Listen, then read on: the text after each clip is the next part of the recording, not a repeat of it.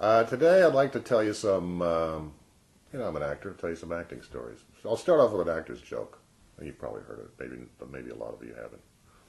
A young actor finally gets cast in a Shakespearean play, and he's not only just a spirit carrier, they actually give him a line.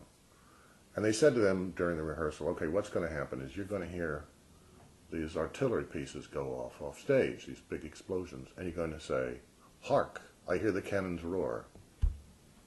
Well, the kid is so excited about having the line, that's 6 weeks of rehearsals. It's, "Hark, I hear the cannons roar. Hark, I hear the cannons roar." And he can't even sleep at night. He's saying that line in his head. So finally, opening night, he's out there. The big moment comes. Huge explosion, this great roar of ordnance. And the kid jumps and goes, "What the fuck was that?" Anyway. The other story concerns a very good friend of mine who passed away, and a lot of you may know him, Barney Martin. He played Jerry Seinfeld's father on Seinfeld. And years ago, Barney was doing, I think the play was The Odd Couple, and with Orson Bean.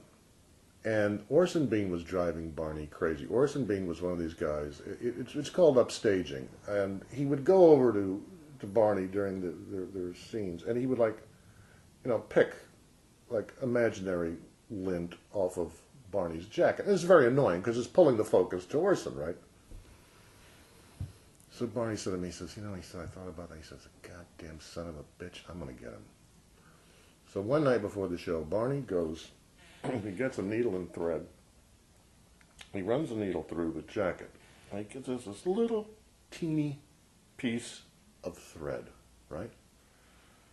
And then inside the jacket, he's got who the hell knows how much he had, 10 feet of this stuff, right?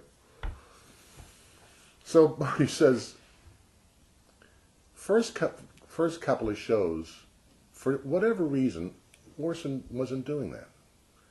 And then one night, we're in the middle of that scene, and Orson gets close to him, and he goes for it, and he gets this thread, and he pulls it. Well, now, it's like this. So he's going like this, and now the audience knows this is not in the play. So Orson Bean's standing there going like this, pulling out, 20 yards of thread. I just want to share with you. Just telling these stories made me think of something. Actually, kind of a marvelous story. Kind of an amazing moment in theater.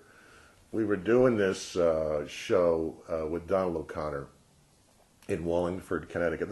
We're talking 30-some years ago, and it was one of these big tents. I mean, a tent is it was a huge theater, and it had this canvas top to it and whatever. And we were doing Promises. And about halfway through the show, this huge thunderstorm, rain and lightning and everything, rolls over us. And it's coming down onto the stage. It was a big circular stage. And you had to stop the show. You couldn't, there was no, And the stage is all wet, Donald O'Connor jumps down in the orchestra pit, says something to the conductor, and jumps back up on stage, and the orchestra starts playing Singing in the Rain. And Donald O'Connor starts dancing on that stage, in that water, doing Singing on the Rain. And I mean, the people went crazy. It was a singular moment. And he was this great dancer, this great guy. And I mean, I'll never forget that as long as I live. I mean, everybody there knew they had witnessed magic and theater history. Anyway, I just wanted to share some acting ideas and stories with you. And thank you for watching. Always interested in your feedback. And so until we meet again, Tom the Bold Rascal, goodbye.